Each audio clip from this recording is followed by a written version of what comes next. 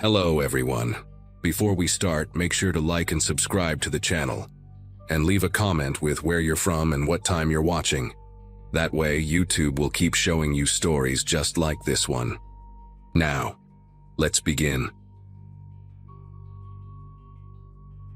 My sister had been begging me to visit for months, and I kept making excuses until guilt finally won. October of 2024, a Friday evening, I loaded up my Subaru Outback with an overnight bag and a cooler full of her favorite craft beers and started the 4-hour drive from Nashville to Knoxville. I worked as a veterinary technician at a clinic near Vanderbilt, pulling long shifts that left me too exhausted for much of a social life. Most people from my graduating class had already settled into marriages and mortgages by now, but I was still renting a 1-bedroom apartment and spending my weekends catching up on sleep.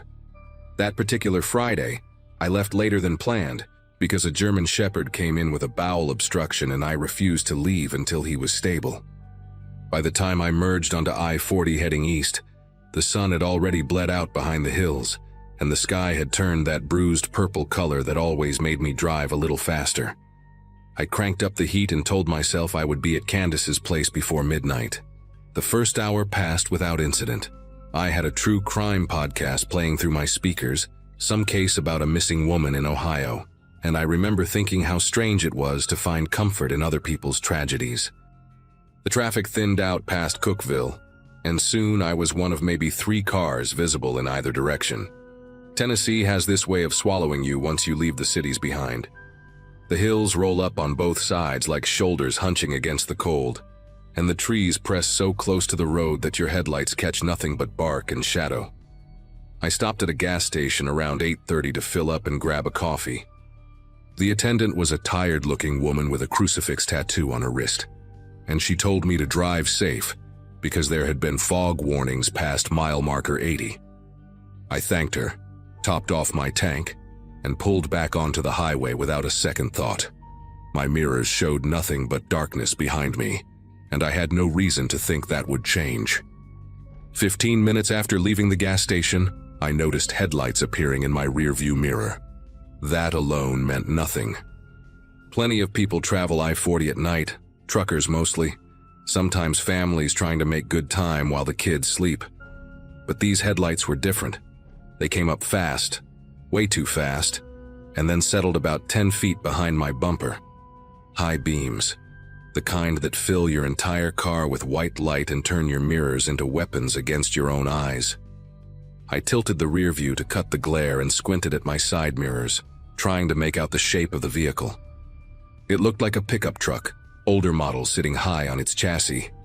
I tapped my brakes a couple times, the universal signal for back off, but the truck did not slow down. If anything, it crept closer. I could feel the heat of those headlights on the back of my neck like a physical pressure, and I told myself this was just some impatient local who wanted me to speed up or move over. I was doing 70 in a 65 zone, which should have been more than enough for anyone. The right lane was empty, completely open, and yet this truck refused to pass.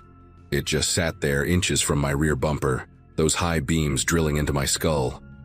I sped up to 75, then 80, watching my speedometer climb while the truck matched me perfectly. My heart started beating a little harder. I checked my phone and saw 1 bar of signal, barely enough to load a text message. The next exit was 14 miles away according to the last sign I remembered passing. I moved into the right lane, slowing down deliberately, giving the truck every opportunity to blow past me and disappear into the night. Instead, it moved into the right lane behind me. Same distance, same blinding light. That was when the first real spike of fear hit my chest, because I understood that whoever was driving that truck was not trying to pass me. They were following me. I grabbed my phone and tried to dial 911, but the call would not connect. The screen just showed that spinning wheel, searching for a signal that did not exist out here in the gaps between cell towers. I threw the phone onto the passenger seat and gripped the steering wheel with both hands, knuckles tight, mind racing through options. The highway stretched ahead in a long straight line with no exits, no gas stations, nothing but guardrails and trees and the occasional mile marker reflecting my headlights back at me. Then the truck accelerated. I watched it swing into the left lane, engine roaring loud enough that I could hear it over my own car. And for one hopeful second, I thought the driver had finally gotten bored and decided to pass. But the truck did not pass. It pulled up alongside me, matching my speed exactly. And then it started drifting toward my lane. Not fast, slow and deliberate, like a predator testing how its prey would react. I jerked the wheel right and heard my tires bite into the rumble strip along the shoulder, that violent vibration shaking through the frame of my car. The truck pulled back into the left lane and I steadied myself, breathing hard, trying to keep my car centered. My side mirror caught a glimpse of the driver for just a moment when we passed beneath an overhead light.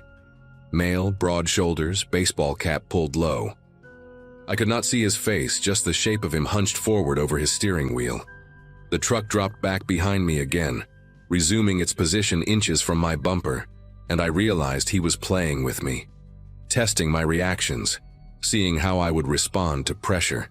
I had dealt with aggressive drivers before, road rage incidents where someone cuts you off and screams obscenities through their window. But this was different. There was no anger here, no honking, no middle fingers. Just that truck sitting in my mirrors like a patient animal waiting for its moment. I pressed the gas and pushed my Subaru up to 85, watching the speedometer needle climb into territory I had never driven before on a dark highway. The truck matched me. 90, the truck matched me. I was running out of speed and running out of ideas. A sign appeared in my headlights announcing an exit in 2 miles, some town I had never heard of called Granton. I made a split-second decision and stayed in the right lane, watching the exit approach, waiting until the last possible moment before yanking my wheel toward the off-ramp. My tires screamed against the asphalt as I took the curve too fast, and I felt my car tilt dangerously, the passenger side lifting just slightly before slamming back down. In my rearview mirror, I saw the truck blow past the exit, its brake lights flaring red in the darkness as it tried to slow down. A surge of relief flooded through me. I had lost him. I had actually lost him. The off-ramp deposited me onto a 2-lane state highway surrounded by farmland and scattered houses with their porch lights glowing in the distance. I pulled into the parking lot of a closed feed store and killed my headlights, sitting there in the dark with my engine running, trying to catch my breath. My entire body was trembling. I picked up my phone and saw 2 bars now, enough to make a call, and I was about to dial 911 when headlights appeared at the top of the off-ramp. The truck had circled back. I do not know how. Maybe there was a turnaround somewhere on the interstate, or maybe he drove the wrong way down the shoulder. It did not matter. What mattered was that those headlights were coming down the ramp, moving slow, scanning the road like searchlights. I threw my car into drive and pulled out of the parking lot without turning on my headlights, using the faint glow of the moon to navigate. The state highway curved through fields and past old barns, and I drove as fast as I dared in near total darkness, checking my mirrors every few seconds. The truck's headlights appeared behind me about 30 seconds later. He had seen me. He knew which way I had gone, and then he did something that nearly made me veer off the road entirely. He turned off his headlights too. Now we were both driving blind, 2 dark shapes hurtling through the Tennessee night, and I understood with horrible clarity what he was trying to do. He wanted me to lose track of him. He wanted to come up beside me without warning, to run me off the road when I could not see him coming. I was not just being followed anymore. I was being hunted. I turned my headlights back on because I had no choice. The road ahead curved sharply and I could not navigate it blind. Not at this speed. Not with my heart pounding so hard I could feel it in my teeth. The moment my lights came on, I saw the truck in my side mirror. It had crept up into my blind spot, maybe 15 feet behind me and to the left, completely invisible until that second. If I had tried to change lanes, he would have clipped me. If I had slowed down, he would have been on top of me. I screamed, actually screamed out loud in my car, and punched the accelerator. The Subaru lurched forward and I took the curve way too fast, feeling my back end swing loose on the gravel shoulder before the tires caught again. The truck fell back slightly, but only slightly. I could see his outline now in my rear view, that dark shape against the darker sky, pacing me like a wolf running alongside a wounded deer. A mailbox flashed past on my right, then another, and I realized I was passing through some kind of rural neighborhood. Houses sat back from the road behind long driveways, their windows dark, their occupants asleep and oblivious to the nightmare unfolding on the road in front of their homes. I thought about pulling into one of those driveways, laying on my horn, begging someone to help me. But I knew that would mean stopping, and stopping meant giving him exactly what he wanted. If I got out of my car, I was dead. I knew that with a certainty that felt like ice in my veins.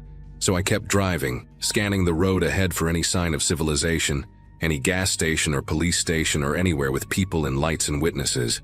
My phone buzzed on the passenger seat and I grabbed it without looking, hitting the speaker button. It was Candace, calling to ask where I was. I started talking before she could finish her sentence, words tumbling out in a rush, telling her someone was following me. Someone was trying to run me off the road. I did not know where I was. I needed help. I needed the police. She went quiet for a second and then her voice came back sharp and focused. She told me to stay on the line. She was calling 911 from her landline right now. Just keep driving. Just keep talking to her. Tell her every road sign I passed. I had never loved my sister more than I did in that moment. I read off every sign I could see. County Road 114. A mile marker with a number I could barely make out. A faded billboard advertising a church revival from 3 years ago. Candace repeated everything back to me, relaying it to the 911 dispatcher on her other phone. The truck stayed behind me, close but not closing the gap, like he was waiting for something. Then I saw lights ahead. Not headlights, but fixed lights, the kind that meant a building, a business, something other than empty farmland. As I got closer, I could make out the shape of a large structure with a parking lot, and my heart nearly burst with relief when I recognized what it was. A way station for commercial trucks, the kind with a small office building and those bright fluorescent lights that stay on all night. There was a semi parked in the lot, its cab dark, but its presence meaning someone was probably sleeping inside. I pulled into that parking lot going 60 miles an hour and slammed on my brakes so hard the seatbelt cut into my chest. I threw open my door and ran toward the office building screaming for help, not caring how crazy I looked, just needing to get inside, needing walls between me and whoever was in that truck. The truck had followed me into the parking lot. I heard its engine behind me, heard the crunch of gravel under its tires, and then I heard something else. Sirens. Distant but getting closer. That beautiful wailing sound cutting through the night air. The truck stopped. I turned around, standing in the pool of light outside the way station office, and I watched the driver. I still could not see his face, just that silhouette behind the windshield, that shape that had been hunting me for the last 20 minutes. He sat there for maybe 5 seconds, engine idling, and I knew he was looking at me. I could feel his eyes even if I could not see them. Then he threw the truck into reverse, backed out of the parking lot, and disappeared down the road in the opposite direction. The semi-driver had woken up and was climbing out of his cab, asking me what was wrong, and I just collapsed against the wall of the office building and started crying. The police arrived about 4 minutes later. They found me still sitting there, shaking, trying to explain what had happened while Candace stayed on the phone with me the entire time. They never caught him. I gave the officers everything I could remember. Dark pickup truck, older model, maybe a Ford or a Chevy from the late 90s. Male driver, large build, baseball cap. No license plate because I never got a clear look at it in the dark. They put out a bulletin, searched the surrounding roads, checked traffic cameras at the interstate exits. But the truck had vanished like it had never existed. A detective called me 2 weeks later and told me they had found 3 other reports from women who described similar incidents on that same stretch of I-40 over the past year. Same tactics, high beams, tailgating, trying to force them off the road.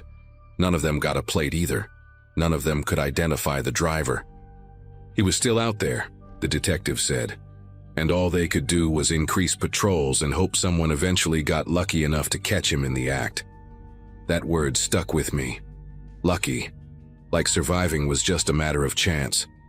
I still drive to Knoxville to see Candace, but I never take that route anymore. I add an extra hour to my trip by going through Chattanooga instead, and I always leave in the morning when the sun is high and the roads are full of other cars. Sometimes at night, when I am driving home from work and headlights appear in my rearview mirror, I feel my chest tighten and my grip on the wheel go white. It only lasts a second before I remind myself that I am safe, that I am in the city, that not every set of headlights belongs to him, but some part of me knows that I will never fully stop checking my mirrors. Some part of me is still on that dark road in Tennessee, still running, still waiting for the moment when those high beams reappear and the hunt begins again. I think about the other women sometimes, the ones who reported similar encounters, and I wonder how many more there are who never said anything at all. I wonder if any of them were not as fortunate as me. And I wonder, every single time I get behind the wheel after dark, if tonight is the night he finds someone else.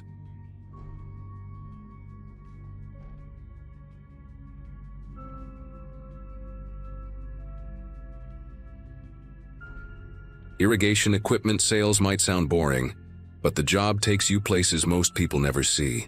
My territory covers the rural stretches of Missouri, Arkansas, and parts of Oklahoma. Farming country where the nearest Walmart can be 40 miles away, and cell towers are more of a suggestion than a guarantee.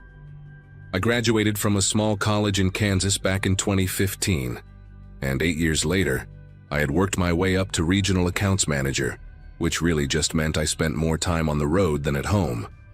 That particular Wednesday in late March 2023, I had finished my last meeting of the week in a town called Pocahontas, Arkansas, a sleepy little place with one stoplight and a diner that served the best chicken fried steak I have ever tasted. My GPS showed 2 routes back to my motel in Jonesboro, the main highway, which would take an hour and 40 minutes, or a series of county roads cutting through farming corridors that promised to shave off almost 40 minutes. I was tired. My back ached from 3 nights on cheap motel mattresses, and all I wanted was a hot shower and a cold beer. The shortcut seemed like the obvious choice. I pointed my rental car, a white Chevy Malibu that smelled like someone had chain-smoked in it for a decade, toward the setting sun, and headed into the emptiest stretch of land I had seen in years. The first half hour was peaceful in a way that city people never really understand. Fields rolled out in every direction, brown and gray with early spring stubble, waiting for the planting season to bring them back to life. The road was narrow, barely wide enough for 2 cars to pass without one of them drifting onto the gravel shoulder, and the asphalt was cracked and patched in a dozen places. I passed maybe 3 farmhouses total, all of them set far back from the road with long dirt driveways and rusted mailboxes leaning at odd angles.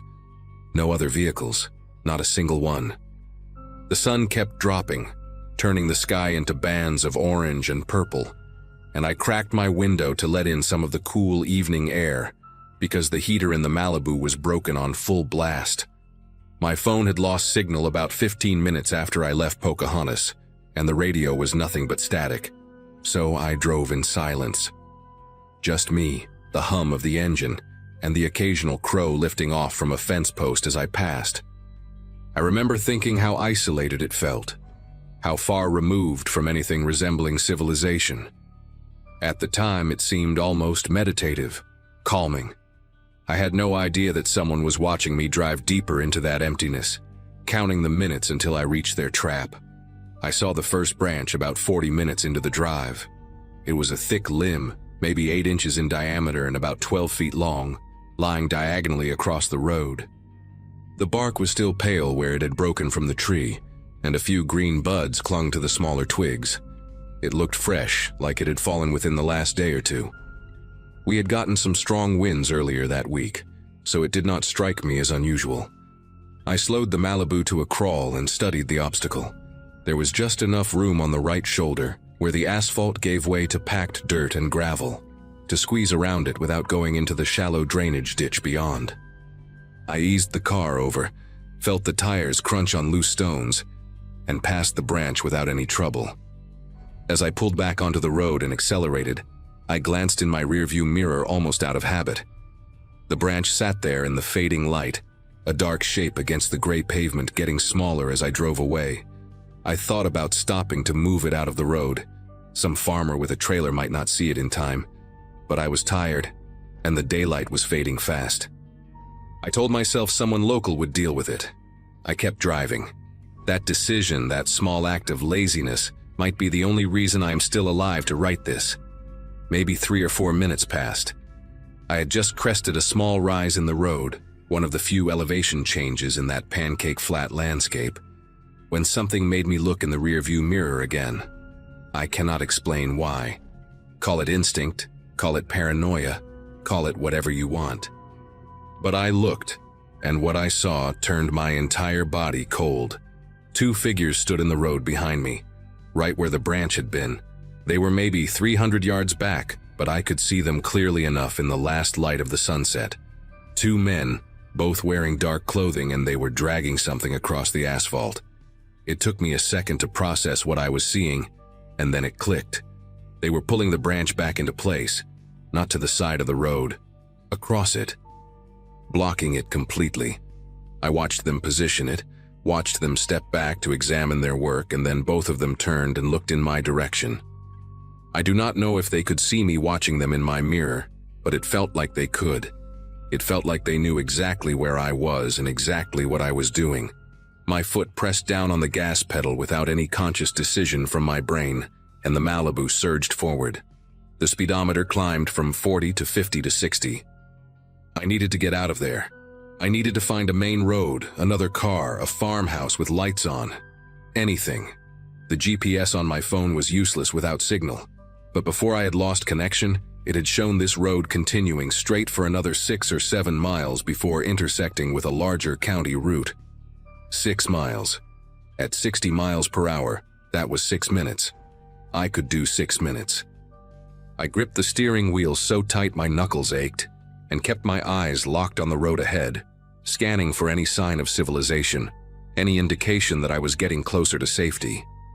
The fields blurred past on either side, darker now as the sun slipped below the horizon, and the Malibu's headlights clicked on automatically, cutting 2 pale beams through the gathering dusk. I kept checking the rearview mirror, but the road behind me was empty, just fading gray asphalt disappearing into shadow. The 2 men were gone, or at least too far back to see. For about 90 seconds, I let myself believe that maybe I was overreacting. Maybe they were just local guys clearing debris from the road. Maybe they had put the branch back to mark a hazard until they could return with a chainsaw. My brain scrambled for any explanation that did not involve what my gut already knew was true. And then I came around a gentle curve and saw it, and every desperate rationalization died in my throat. Another branch. No, not a branch. A tree. An entire oak tree, not huge but substantial, maybe 30 feet long, with a trunk as thick as a telephone pole, lying directly across the road. Both ends stretched into the drainage ditches on either side, leaving no gap, no shoulder to squeeze through. Nothing. I slammed on the brakes and the Malibu skidded, the tires screaming against the asphalt, and I came to a stop maybe 20 feet from the barrier. My headlights illuminated the trunk in a harsh detail. The raw, pale wood where it had been cut, not broken, cut with a chainsaw, the teeth marks still visible in the flesh of the tree. This was not storm damage. This was not an accident. Someone had felled this tree and dragged it into the road, positioned it carefully to make sure no vehicle could pass. I sat there, engine idling, staring at that barricade, and my mind raced through options that all led nowhere. I could not drive around it. I could not drive through it, and I could not go back, because somewhere behind me 2 men had sealed the road and were probably already walking in my direction. I was boxed in, trapped on a strip of crumbling asphalt in the middle of nowhere, with night falling fast and no way to call for help. That is when they appeared, not from behind me, where I expected them, but from the sides, from the tree lines that bordered the fields on either side of the road. Maybe 50 yards back from the asphalt. First one silhouette on the left, stepping out from between 2 gnarled oaks, then another on the right, emerging from a cluster of brush. Then 2 more, one on each side, spaced apart like they had rehearsed this. I counted 5 in total before I stopped counting, because my brain was no longer processing information in any useful way.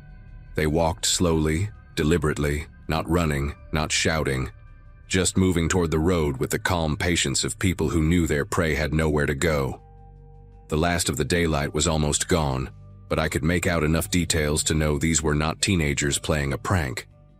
They were grown men, most of them heavy-set, wearing work clothes, canvas jackets, boots, jeans stained with dirt or oil, and they were carrying things, long things. One of them had what looked like a pipe or a metal rod. Another held something with a wooden handle. An axe or a sledgehammer, I could not tell. A third had a length of chain wrapped around his fist, the excess dangling at his side. These were not tools for clearing brush. These were weapons. And they were walking toward me like they had all the time in the world. I had maybe 30 seconds before they reached the road. My mind finally kicked into gear, running through every possible option at a speed that felt almost detached from my body. I could get out and run into the fields, but they knew this land, and I did not.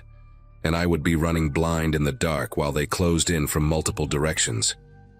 I could stay in the car and lock the doors, but a sledgehammer or an axe would go through a window in seconds, and then I would be trapped in a metal box with no way to defend myself.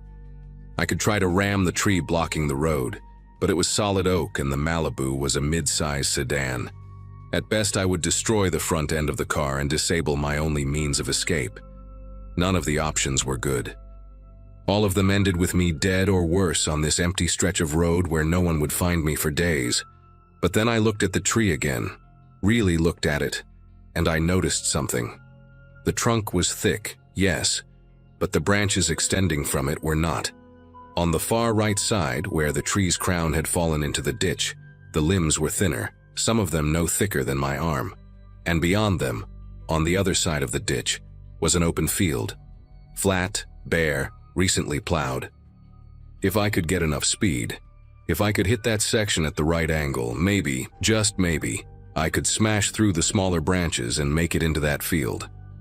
I did not give myself time to second guess. The men were maybe 40 yards away now, close enough that I could hear one of them shout something to the others. A harsh, guttural sound that I could not make out, but that sounded like a command.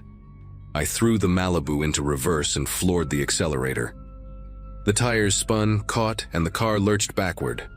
I covered maybe 50 feet before I slammed the brakes, yanked the wheel hard to the right, and shifted into drive.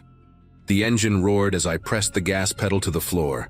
The speedometer climbed, 20, 30, 40, and I aimed the car at the far right edge of the fallen tree, where the branches were thinnest, where the ditch was shallowest, where I had the best chance of breaking through. The headlights bounced wildly as the car hit the gravel shoulder, then the slope of the ditch, and for a terrible second the whole vehicle tilted like it might roll. But the wheels found traction in the soft earth, and the Malibu plowed forward, smashing into the tangle of branches with a sound like 100 bones snapping at once. Wood exploded across the hood and windshield. Something cracked against the side mirror and tore it clean off. I felt the car buck and shudder as it climbed over debris, felt the undercarriage scrape against something solid, and then, impossibly, miraculously, I was through. The field opened up in front of me, dark and endless under the first stars of the evening. The ground was soft from recent plowing, and the Malibu's tires sank a few inches into the loose soil, but the car kept moving. I did not slow down. I did not look back.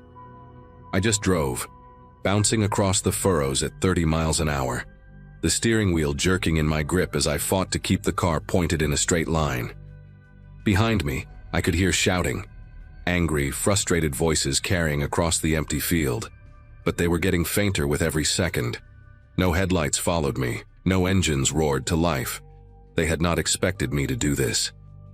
They had planned for someone who would stop, who would panic, who would make the mistake of getting out of the car or trying to reason with them.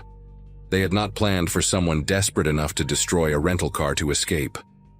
I drove for what felt like an eternity but was probably only 5 or 6 minutes, crossing field after field, crashing through a low barbed wire fence at one point, until finally, I saw lights in the distance. A farmhouse. A real one, with a porch light on and trucks in the driveway. I aimed the battered Malibu toward it and did not stop until I was parked right in front of the steps, laying on the horn with everything I had. An older man came out first, maybe 60 years old, wearing suspenders over a flannel shirt and holding a shotgun like he knew how to use it. His wife appeared behind him a moment later, already on a cordless phone. I must have looked insane.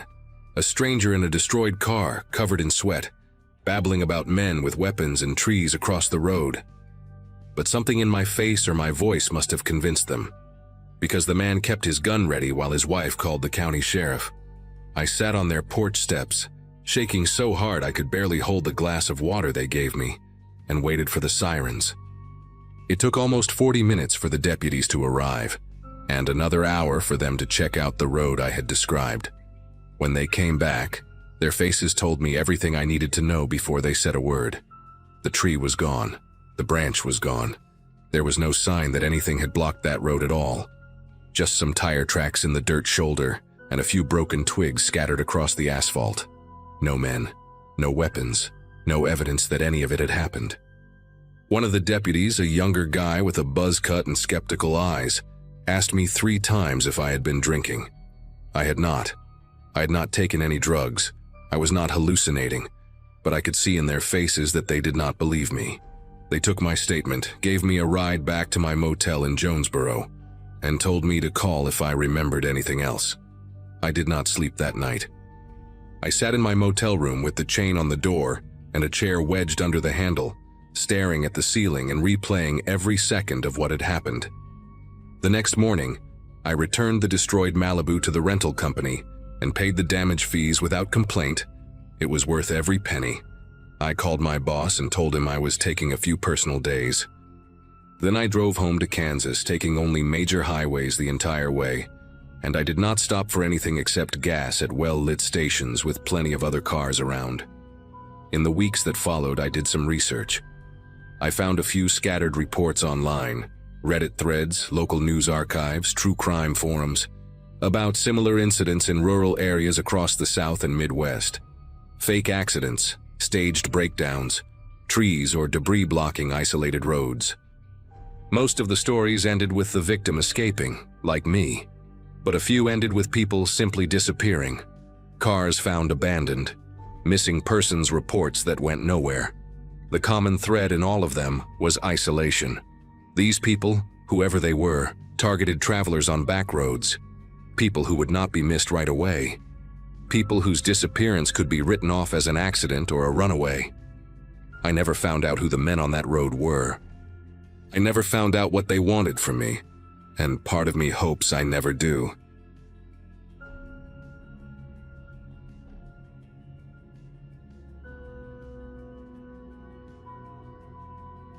Arizona heat has a way of clinging to your skin even after the sun disappears. And that September night in 2022 was no exception.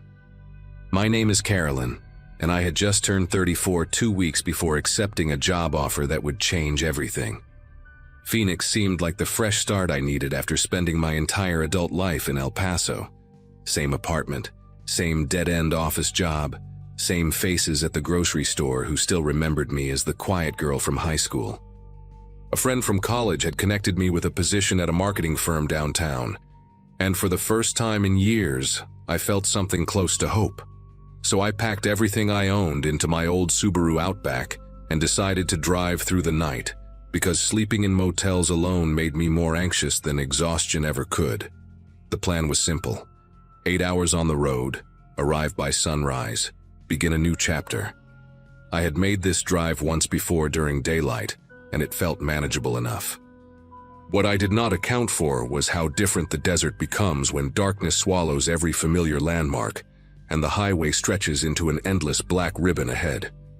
By midnight, I had passed Tucson, and was somewhere between Picacho and Casa Grande, though the specifics blurred together after hours of nothing but headlights, cutting through emptiness.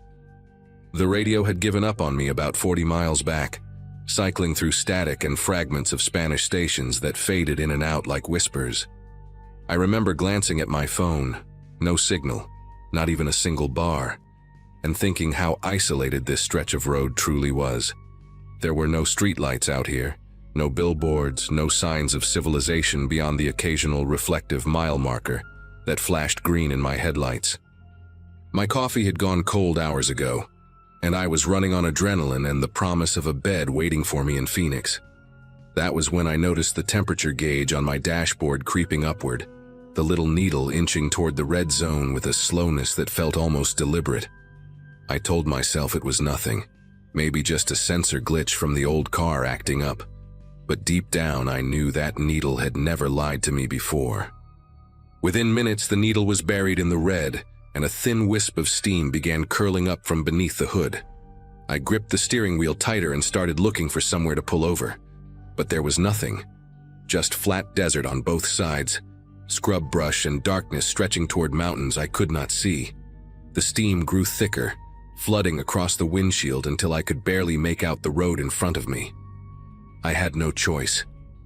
I eased onto the narrow shoulder, gravel crunching under my tires as the car rolled to a stop. When I turned off the engine, the silence hit me like a wall. No crickets, no wind, nothing but the ticking of hot metal and my own heartbeat pounding in my ears. I sat there for a moment, hands still on the wheel, trying to process how completely alone I was. My phone was useless. The nearest town was at least 30 miles in either direction, and I knew absolutely nothing about car engines beyond where to put the gas.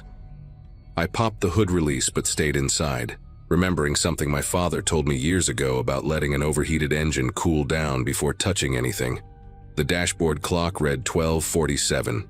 I figured I would give it 20 minutes, maybe 30, and then check the coolant reservoir and hope for the best. Outside my windows there was nothing but black, the kind of darkness that city people never truly experience, where the sky and the land merge into one indistinguishable void. I leaned my head back against the seat and tried to steady my breathing, telling myself this was just a minor inconvenience, that cars overheat all the time, and I would be back on the road soon enough. That was when I saw headlights appear in my rearview mirror, small at first, growing larger as a vehicle approached from the direction I had come. Relief washed through me for exactly 3 seconds before the headlights went dark. The vehicle was still coming. I could hear the engine now, a low rumble growing closer, but whoever was driving had turned off their lights completely.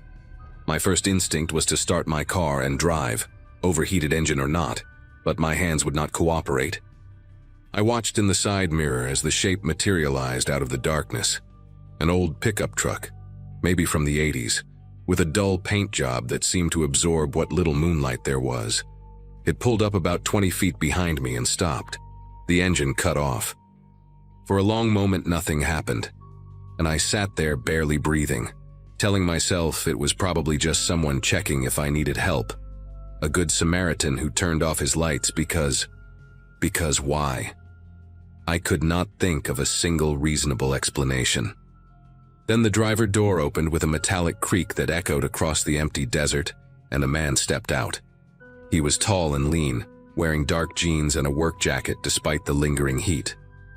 I could not see his face clearly, just the outline of him standing there, watching my car. His hands hung at his sides but slightly behind his hips, like he was holding something or hiding something. I could not tell which. He started walking toward me with slow, deliberate steps, and every nerve in my body screamed at me to do something. I hit the lock button, even though I was almost certain the doors were already locked, and the click seemed impossibly loud in the silence. The man stopped about 5 feet from my window.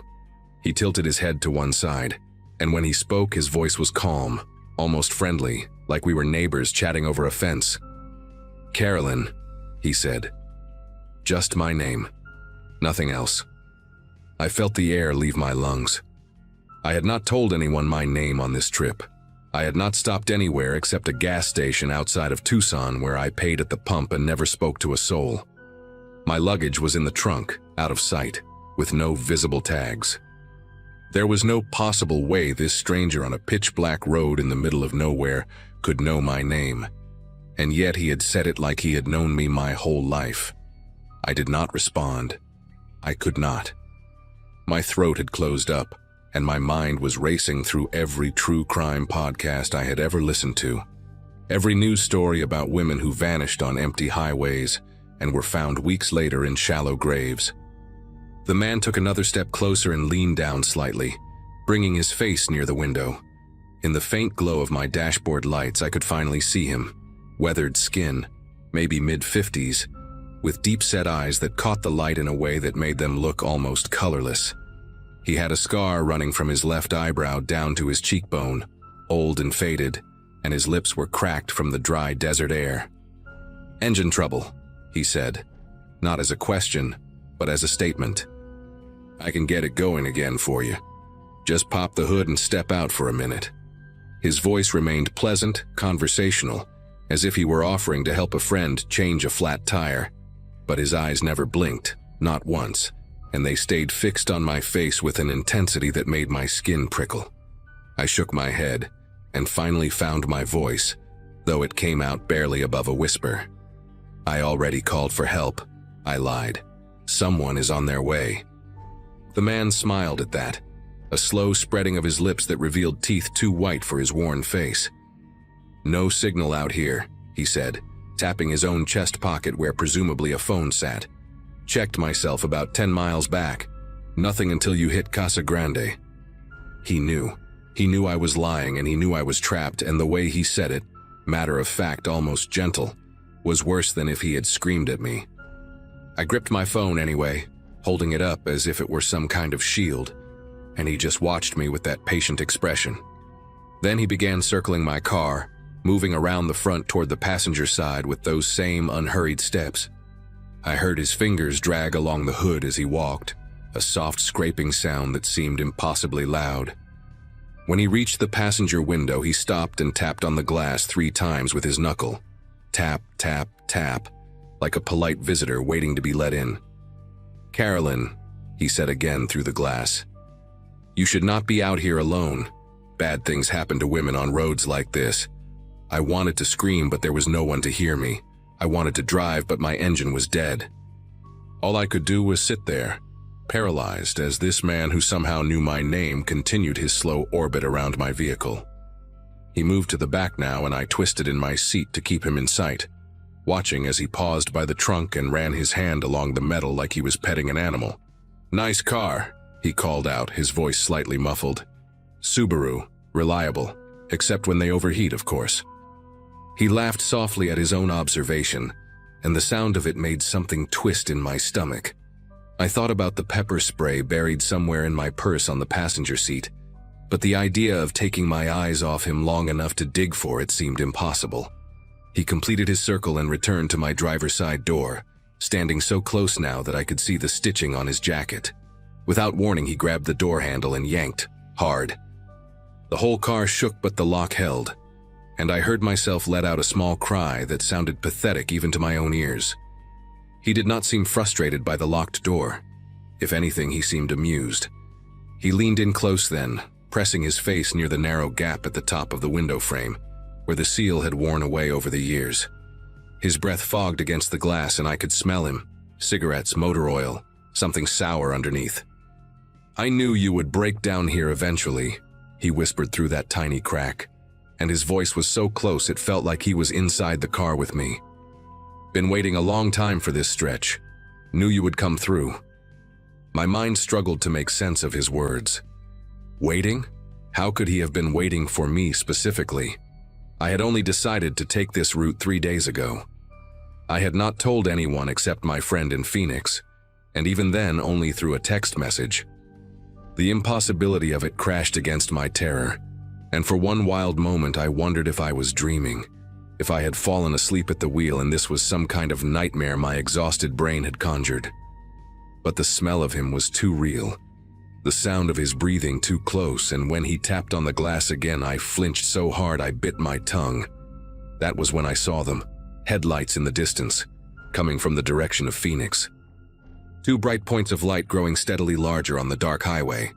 The man saw them too. He straightened up slowly and turned to look, his body going rigid as he calculated something in his head.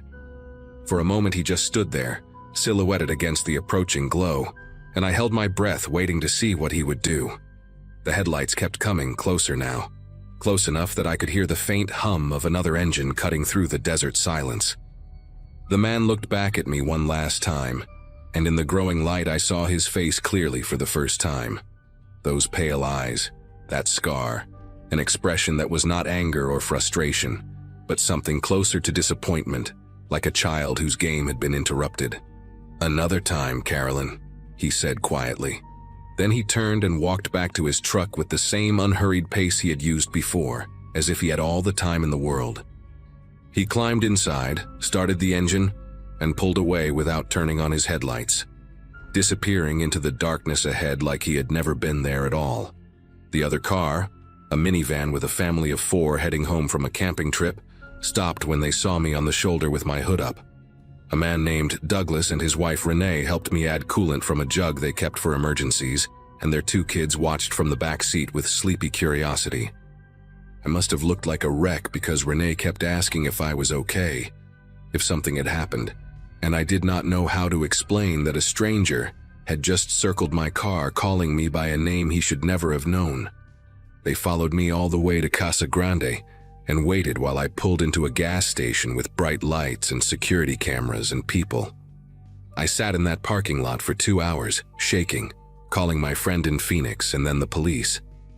The officers who came took my statement but seemed skeptical. No crime had technically been committed, they said, and without a license plate or better description, there was not much they could do. I never made it to Phoenix that night. I got a motel room in Casa Grande and lay awake until sunrise, watching the door and jumping at every sound in the hallway. It took me 3 weeks to figure out how he knew my name, and the answer made everything worse. I had stopped at that same gas station outside Tucson dozens of times over the years during visits to Phoenix, always paying at the pump, always thinking I was anonymous. But there was a rewards card linked to my credit card, one I had signed up for years ago and forgotten about, and every transaction printed my full name on their system. A friend who worked in retail told me that anyone with access to the register could see customer names attached to pump purchases. I do not know if that man worked there, or knew someone who did, or had some other way of tracking vehicles that passed through. I do not know how he knew my car would overheat on that specific stretch of road. Maybe he had followed me before and noticed the steam. Maybe he had even done something to cause it during one of my earlier stops. The possibility spiraled in my head for months until I had to force myself to stop thinking about it or go insane. I live in Phoenix now, and I have not driven through that stretch of desert since that night. When I visit family in Texas, I fly. I traded in the Subaru for a newer car with better locks and a built-in GPS tracker that my brother can monitor from his phone. I changed my name on every rewards card, every account, everything that might print my information on a receipt somewhere. And sometimes, late at night when I cannot sleep, I think about what would have happened if that minivan had not appeared when it did. If Douglas and Renee and their 2 sleepy kids had decided to take a different route home. The man said, "Another time," like it was a promise, and for a long while I expected him to keep it. But 3 years have passed, and I have never seen that old pickup truck again. Never heard that calm voice say my name through a car window. Maybe he found someone else. Maybe he is still out there on some dark road, waiting for another woman to break down in exactly the right spot. I try not to think about it too much, but I always check my rearview mirror now, and I never let my gas tank drop below half, and I will never again drive alone through the desert at night. Some lessons you only need to learn once.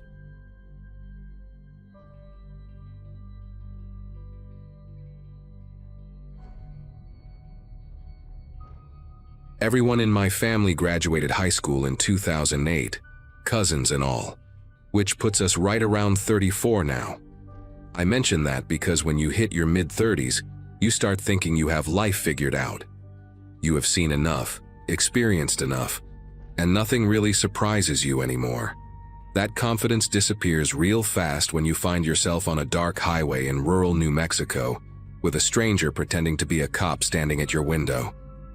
I had been driving home from a work conference in Albuquerque, heading back to my apartment in Denver. The smart thing would have been to stay overnight and leave in the morning, but my cat needed her medication, and I had nobody to check on her. So there I was, somewhere past 2 in the morning, surrounded by nothing but flat, empty desert and the occasional cactus shadow in my headlights. The highway stretched ahead like a black ribbon into nowhere, and I had not seen another car for at least 40 minutes.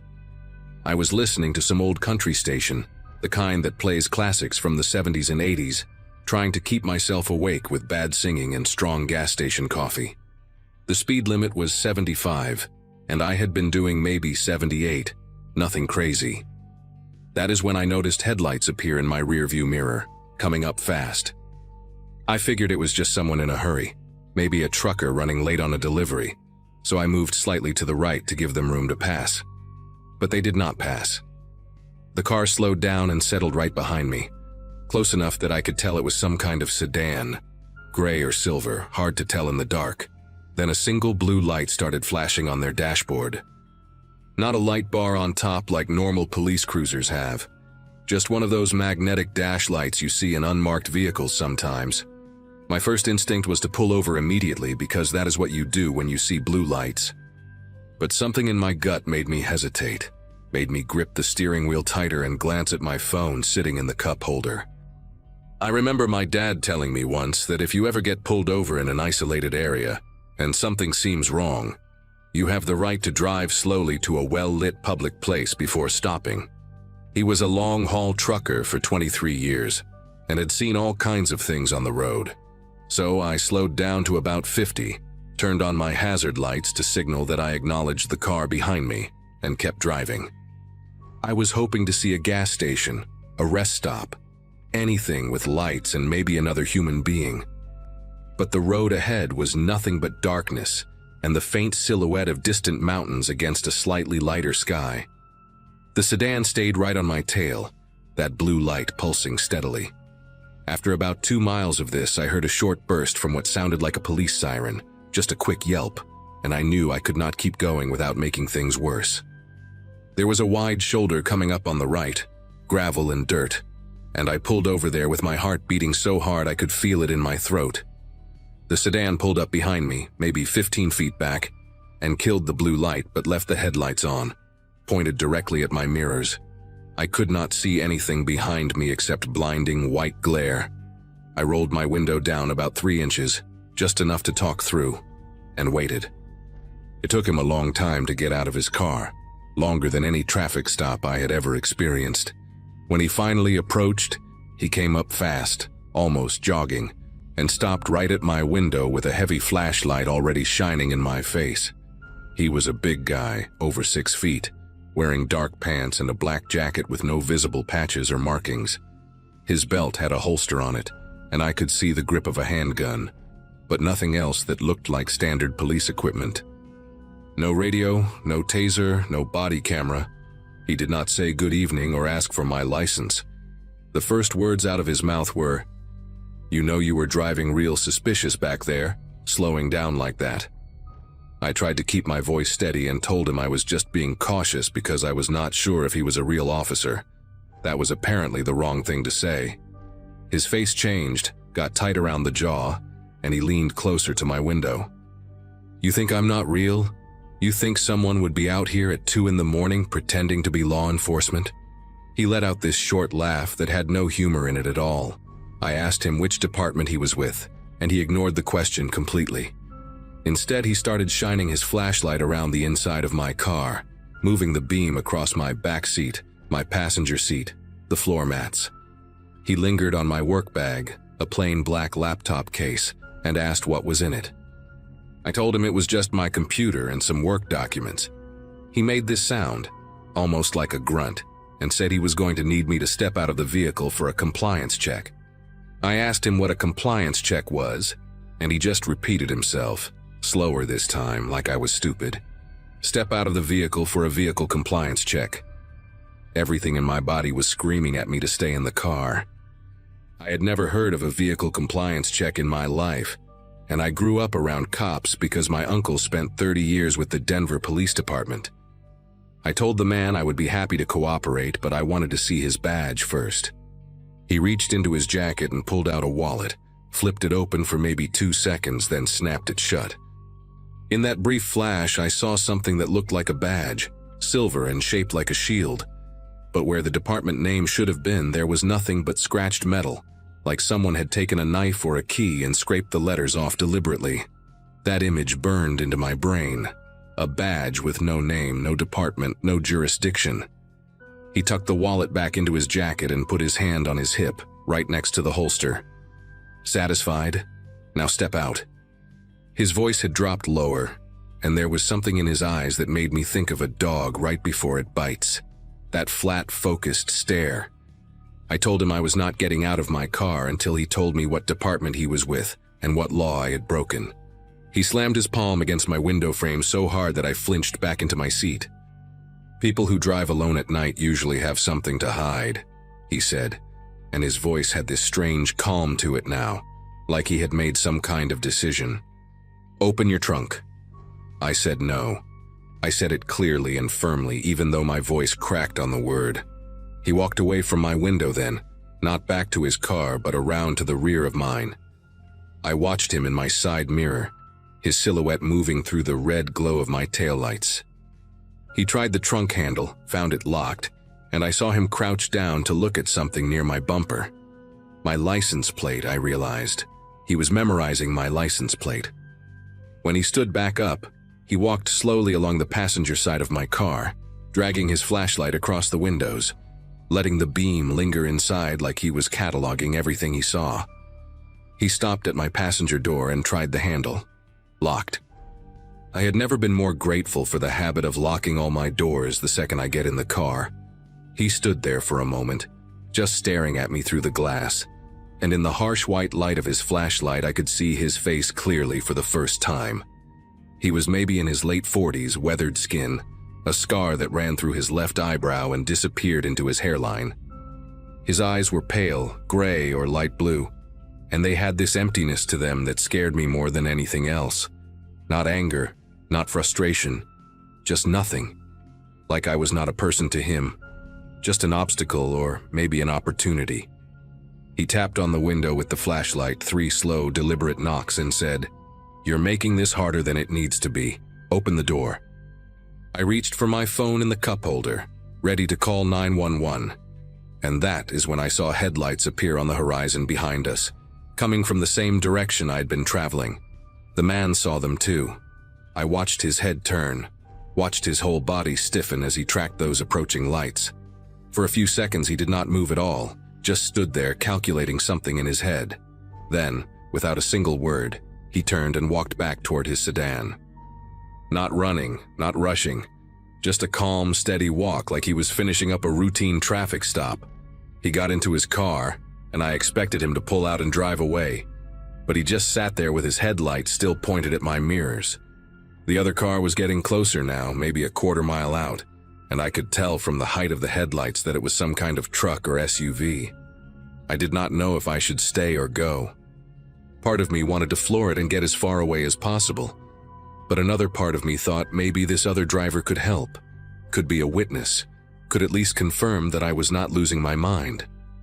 I sat there gripping the steering wheel, watching the approaching headlights grow brighter. The truck passed us without slowing down. It was a white pickup, older model, and I caught a glimpse of a man in a baseball cap behind the wheel. Did not even glance at us, just kept driving into the night like 2 cars on the shoulder was the most normal thing in the world. But that brief moment, those few seconds when another human being was close enough to see us, was apparently enough. The sedan behind me finally moved. It pulled out onto the highway, no turn signal, no lights at all. He drove away in complete darkness, no headlights, no taillights, nothing. I watched the shape of his car disappear into the black until I could not see it anymore. Only then did I realize I had been holding my breath.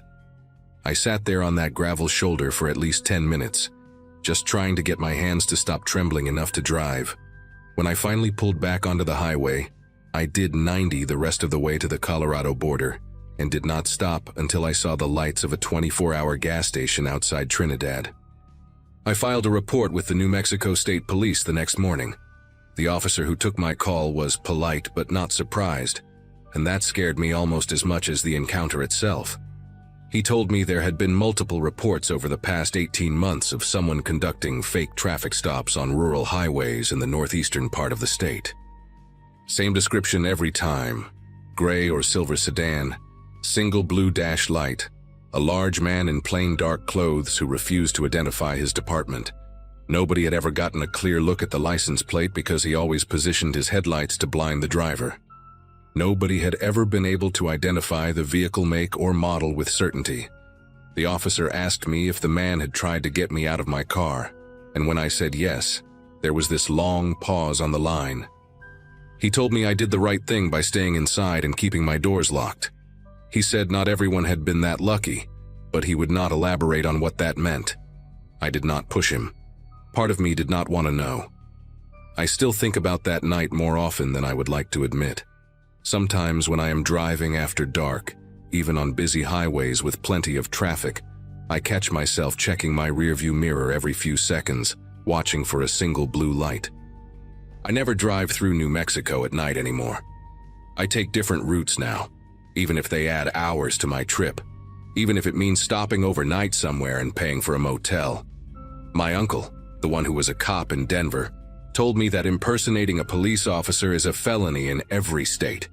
But these guys are almost impossible to catch because they operate in isolated areas with no witnesses and no cameras.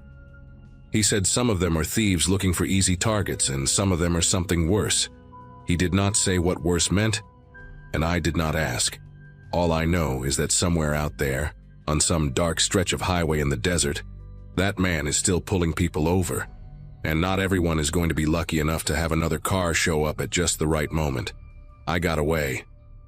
I have no idea how many others did not, and that thought keeps me awake some nights, staring at the ceiling, remembering those pale, empty eyes watching me through the glass.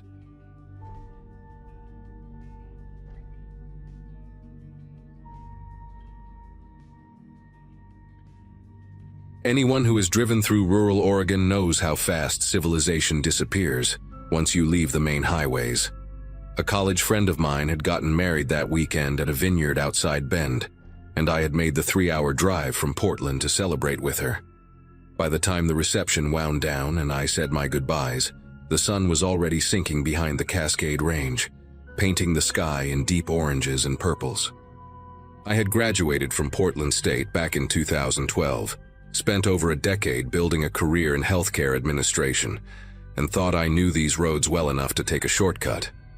My GPS showed a 40-minute detour due to construction on the main route, but there was an alternative, a narrow county road that would shave off almost half that time. I remember thinking how peaceful it looked on the map, just a thin gray line winding through national forest land. That decision, made in the fading light of a Sunday evening, nearly cost me everything. The first few miles were unremarkable. Dense stands of Douglas fir pressed close on both sides, their branches forming a canopy that blocked what little daylight remained. I passed a single farmhouse about 2 miles in, its windows glowing warm yellow, and then nothing, just endless forest in the growing darkness. My phone lost signal almost immediately, which I expected out here, so I had downloaded the route beforehand. The road began to climb and twist, each curve revealing more of the same empty wilderness. I had the radio on low, some public station playing jazz, and I remember feeling almost hypnotized by the rhythm of the turns. Left, right, left again, the steering wheel moving smoothly through my hands. There were no other cars, no signs of life, just the hum of my engine and the occasional flash of reflective markers on the roadside. I checked the clock on my dashboard, 7:47 in the evening. According to my calculations, I had about 12 more miles before this road connected back to the highway. That is when I came around a sharp bend and saw the sedan. It was an older model, maybe a late 90s Buick or something similar, dark green with patches of rust eating through the paint near the wheel wells. The car sat diagonally across both lanes, its front bumper nearly touching the embankment on the left side of the road, its rear blocking the narrow shoulder on the right. Both front doors hung open like broken wings, and the hazard lights blinked in a slow, dying rhythm, that amber pulse barely visible, as if the battery was almost drained. My first thought was accident. Someone had lost control on the curve, maybe hit a deer and needed help. I eased off the gas and let my Subaru roll to a stop about 30 feet behind the sedan. The headlights illuminated the scene in harsh detail. Empty driver's seat, empty passenger seat, a wadded fast food bag on the dashboard. No movement, no one calling for help. Just those weak hazard lights blinking against the wall of black forest. I sat there for maybe 10 seconds, engine idling, trying to make sense of what I was seeing. Something about the positioning of the car nagged at me. It was too deliberate, too perfectly placed to block the entire road. A real accident would have left skid marks, broken glass, maybe a dent in the guardrail. But the asphalt was clean, and the sedan looked undamaged except for its age. I was reaching for my phone out of habit, forgetting I had no signal, when I caught movement in my peripheral vision. On the right side of the road, maybe 15 feet into the tree line, something shifted in the underbrush. At first I thought it was an animal, a deer or a coyote disturbed by my headlights. But then I saw the glint of metal, a brief flash like light catching a belt buckle or a zipper, and below it, partially hidden behind a thick stump, a pair of boots. Work boots, the kind with steel toes planted firmly on the ground, not moving, just waiting. My heart began to pound so hard I could feel it in my throat. I told myself I was being paranoid, that maybe it was just someone who had gone into the woods to relieve themselves after their car broke down. But even as that thought formed, I knew it was wrong. Nobody stands perfectly still behind a tree when a car pulls up. Nobody hides. I shifted my gaze to the left side of the road, scanning the shadows beyond the reach of my headlights. And that is when I saw the second figure. This one was crouched low behind a cluster of ferns, about 20 feet from the sedan, positioned so that anyone who got out to help would have their back to him. He was wearing something dark, a hoodie or a jacket, and I could just make out the shape of his shoulders, the angle of his head as he watched my car. Two men, hiding, waiting on opposite sides of a road that saw maybe 10 cars a day. The sedan was not broken down. The sedan was a trap. Every instinct I had screamed at me to move. I did not think about it consciously. My foot simply lifted off the brake and slammed onto the gas pedal in reverse. The Subaru lurched backward with a jolt that threw me against the steering wheel, and I heard the tires squeal against the pavement as I cranked the wheel hard to keep the car on the road. In my rear-view mirror, I saw only darkness and the faint glow of my taillights reflecting off the trees. I had no idea what was behind me, whether the road curved or dropped off or narrowed further. I was driving blind, backward, at a speed that made no sense for these conditions. And then I heard shouting, male voices, two of them, loud and angry. I glanced forward through the windshield just in time to see both figures break from the tree line and sprint toward my car. The one on the right was faster, already closing the distance with long, powerful strides. The one on the left reached into his jacket as he ran and pulled something out, something dark and angular that caught the glow of my headlights for just a fraction of a second. I did not wait to see what it was. I kept my foot on the gas and my eyes locked on the rearview mirror, trying to keep the white line on the edge of the road visible as I flew backward through the darkness. The engine roared in protest at the high RPMs, and the whole car shuddered as I hit a pothole I never saw coming. My head snapped back against the headrest, and for a terrifying moment, I felt the rear wheels slip off the pavement onto the gravel shoulder. I corrected hard, yanking the wheel to the left, and the Subaru fishtailed before finding the road again. Behind me, or ahead of me now, from their perspective, I could still hear the men shouting, their voices growing fainter but not faint enough. I risked another glance forward and saw one of them had stopped running.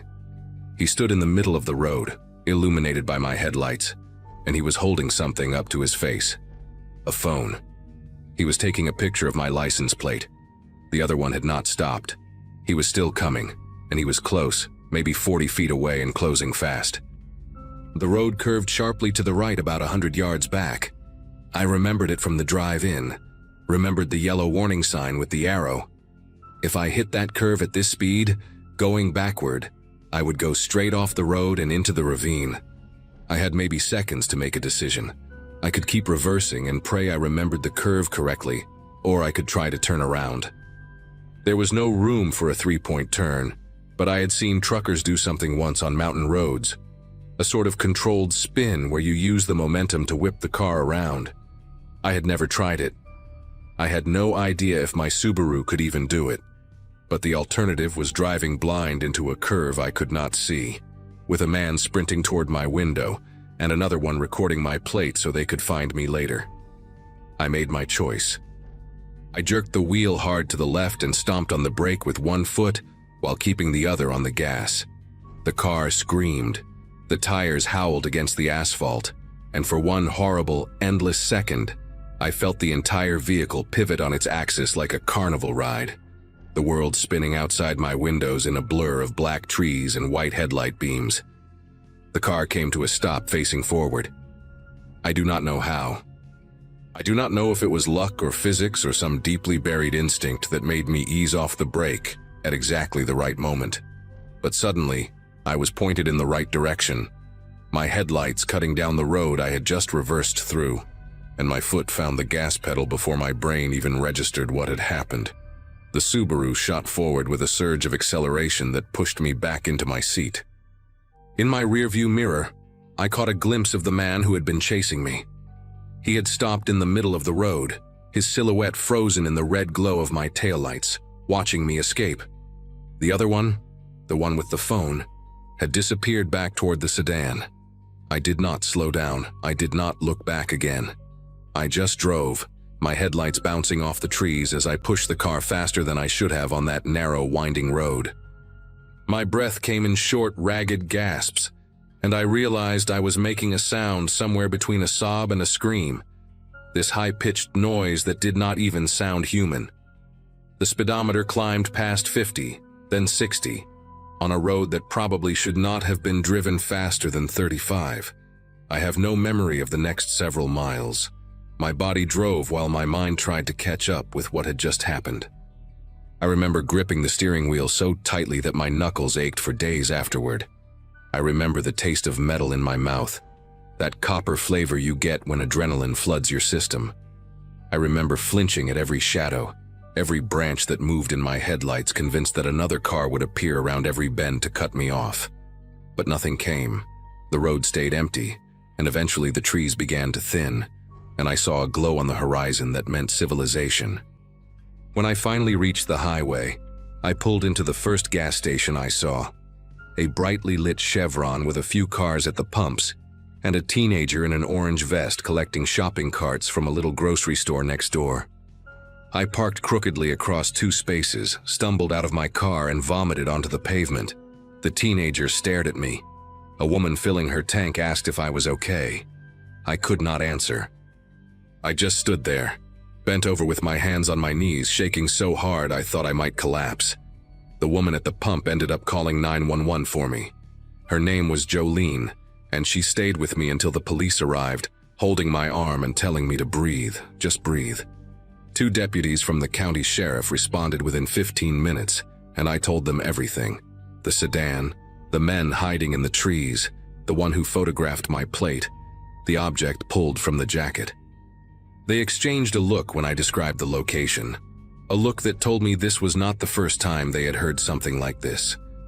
One of them, a stocky man with a gray mustache named Deputy Farrell, told me I was lucky.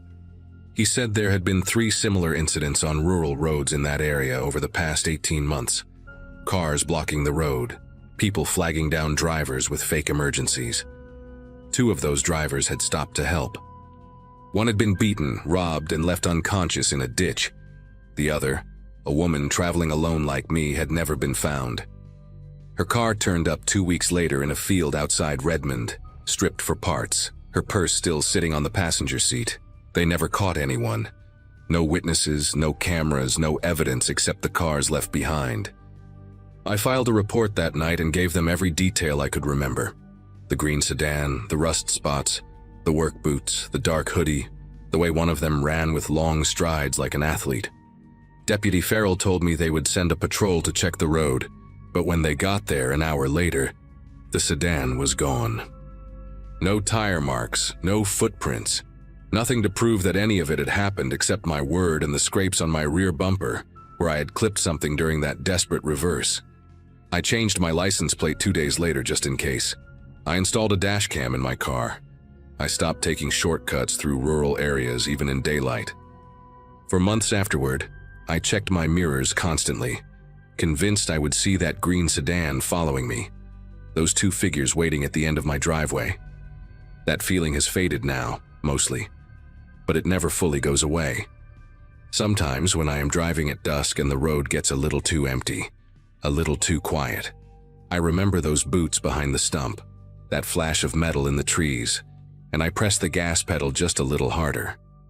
I think about that other woman, the one who was never found, and I wonder what made her stop when I did not. Maybe she was braver than me. Maybe she was just unlucky. Either way, I know exactly how close I came to disappearing on that road, and I will carry that knowledge with me for the rest of my life.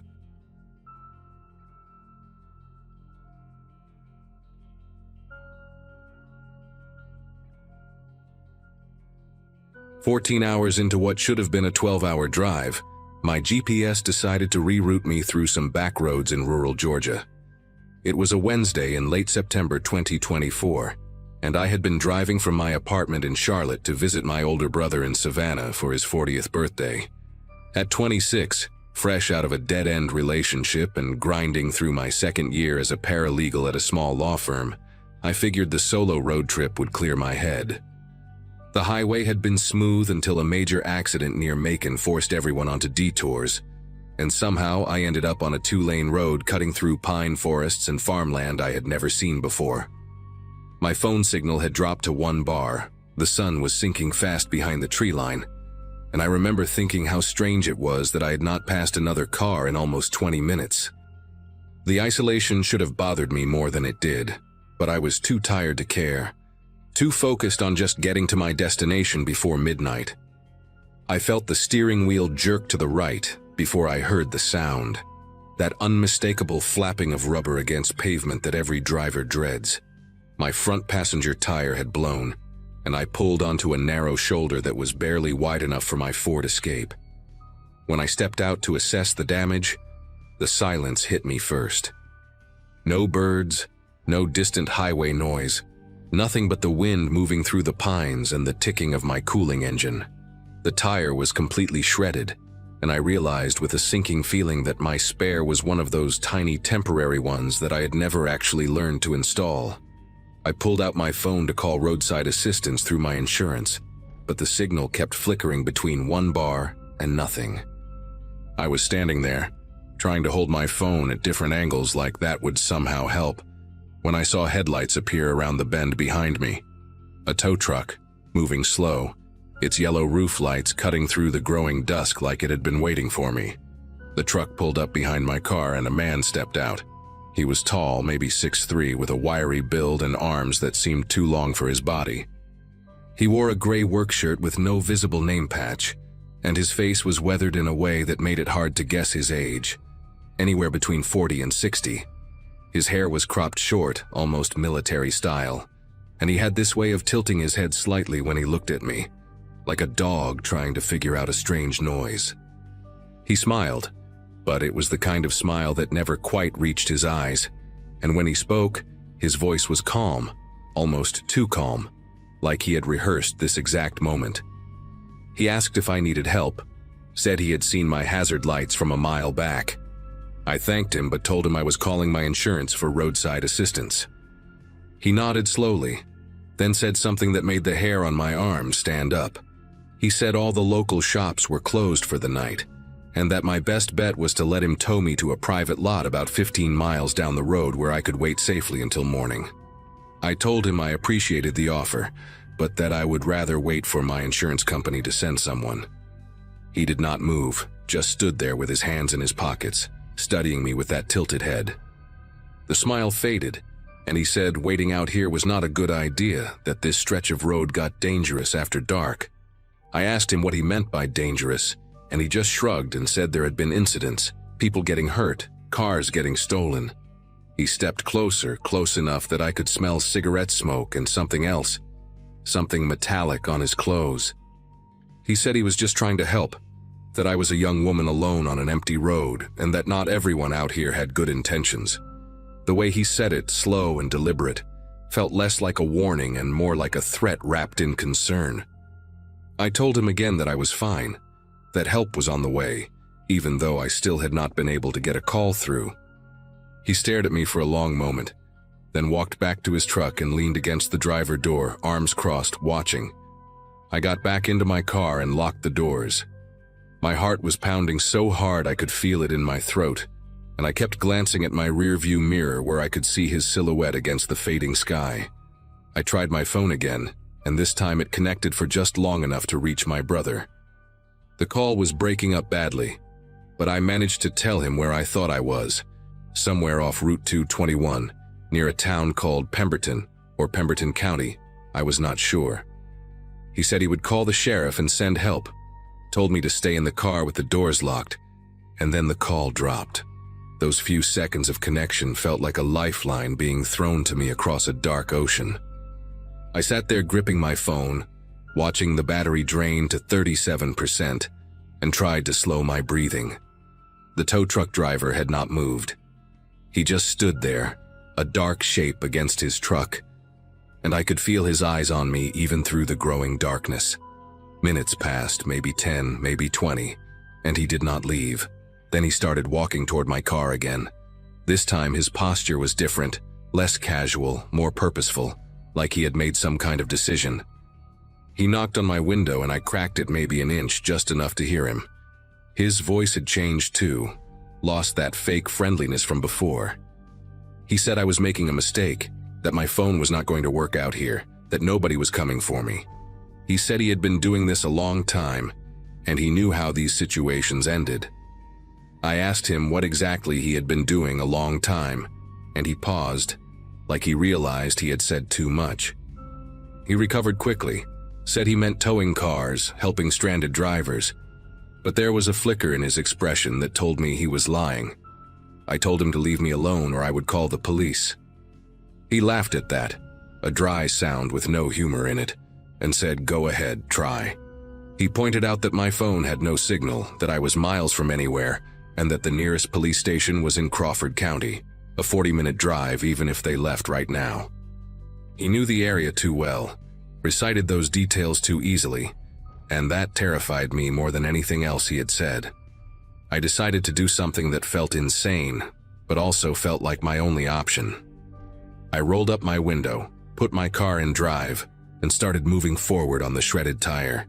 The sound was awful, metal grinding against asphalt, the rims sparking in my side mirror. But I did not care. I would rather destroy my car than stay there with him. He stood in the road for a second and I thought he might try to block me. But then he jogged back to his truck. In my rearview mirror I saw him climb in and follow me, keeping a steady distance of maybe 50 feet. He did not try to pass me or run me off the road, just followed, his headlights filling my car with harsh white light. I drove like that for what felt like forever, but was probably only 3 or 4 miles, my rim throwing sparks, my steering wheel vibrating so hard my arms ached. I kept looking for any sign of civilization, a house, a gas station, another car, but there was nothing. Just trees and darkness and that tow truck behind me like a predator trailing wounded prey. Then I saw lights ahead, not headlights but the blue and red flash of a police cruiser. I have never felt relief like that in my entire life, this wave of emotion so strong that tears started running down my face before I even realized I was crying. A Crawford County Sheriff's deputy had been dispatched after my brother called, and he'd been driving up and down Route 221 trying to find me. I pulled over and practically fell out of my car, waving my arms, and the deputy got out with his hand on his holster. Behind me, the tow truck had stopped about 100 yards back. For a moment it just sat there, engine running, and I pointed at it, trying to explain through my gasping breaths that the driver had been following me, pressuring me, refusing to leave. The deputy shined his flashlight toward the truck, and I saw something I will never forget. The driver making a slow, deliberate U-turn and driving away. No rush, no panic, just calm and methodical, like this was not the first time he had been interrupted. The deputy, a guy named Weston with a thick Georgia accent and kind eyes, sat me down in his cruiser and let me catch my breath. He handed me a bottle of water and asked me to describe everything that had happened, which I did, stumbling over my words but getting the important parts out. When I mentioned the name on the side of the tow truck, I had noticed it earlier, but my brain had been too panicked to process it. He frowned and asked me to repeat it. I told him it said something like, reliable roadside or reliable recovery. But now that I thought about it, the lettering had looked wrong, uneven, like it had been applied recently and maybe not professionally.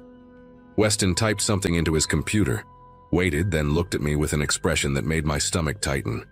He said there was no registered towing company by that name in Crawford County, or any of the surrounding counties. He asked if I had noticed the license plate on the truck, and I had, Georgia plates, I was pretty sure, starting with the letters BKV. He typed that in too, and after a long pause, he told me the plate did not match any registered tow truck in the state database. Weston called for backup and stayed with me while we waited. Another deputy arrived about 20 minutes later, and they arranged for a legitimate tow truck to come get my car from a company in the next town over. While we waited, Weston told me some things that kept me awake for weeks afterward. He said this stretch of Route 221 had been flagged internally for unusual activity over the past 18 months. Cars reported stolen after breakdowns, a couple of drivers who had gone missing for hours before turning up disoriented and unable to explain where they had been. One woman had her car towed to what she was told was a repair shop, but when police investigated, the address did not exist. They found her vehicle 3 weeks later, stripped for parts, in a barn about 60 miles away. No arrests had been made because nobody could identify the people involved. The descriptions were always vague: average height, average build, forgettable face. But the man I had encountered was not forgettable at all, and when I described him in detail, Weston wrote down every word like it might actually help them catch whoever was doing this. My brother drove up from Savannah to meet me at the Crawford County Sheriff's Station, and I have never hugged anyone so hard in my life. He took one look at me. Mascara streaked down my face, still shaking, clutching a styrofoam cup of cold coffee, and did not say a word, just wrapped his arms around me and let me fall apart. The deputies took a formal statement, showed me some photographs of known vehicle theft suspects in the region, but none of them matched the man I had seen. They told me they would be in touch if anything developed, gave me a case number and a victim's advocate card, and sent me on my way. My brother drove us both to Savannah that night in his truck, while my ruined Ford sat in an impound lot waiting to be assessed. I did not sleep at all. Every time I closed my eyes, I saw that tow truck's headlights in my rearview mirror, steady and patient, and I heard his voice telling me that nobody was coming. I kept thinking about what would have happened if my brother had not answered his phone, if the deputy had been 5 minutes later, if I had made the mistake of trusting that man and letting him tow my car to whatever private lot he had in mind. It has been 2 months since that night, and I still do not have closure. The sheriff's office contacted me once, about 3 weeks after, to tell me they had identified the tow truck. It had been reported stolen from a legitimate company in Augusta almost a year earlier, repainted and fitted with magnetic panels to change its appearance. The plates were stolen too, from a pickup in Valdosta. They never found the driver. They never identified him from my description, or if they did, they never told me.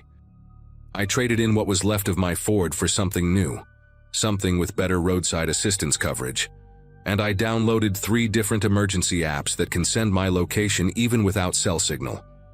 I do not drive alone at night anymore. Not on highways, and definitely not on back roads. Sometimes I wonder if he is still out there, cruising those empty stretches of Route 221, waiting for someone else's tire to blow or engine to stall. And sometimes, late at night when I cannot sleep, I wonder about those other drivers Weston mentioned, the ones who went missing for hours and came back disoriented, unable to remember what happened. I got lucky. I know that now.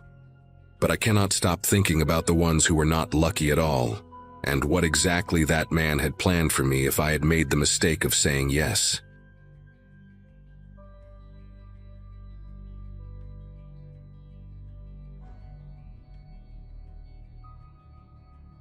A long drive with my friend Mark had seemed like the clean break I needed that year.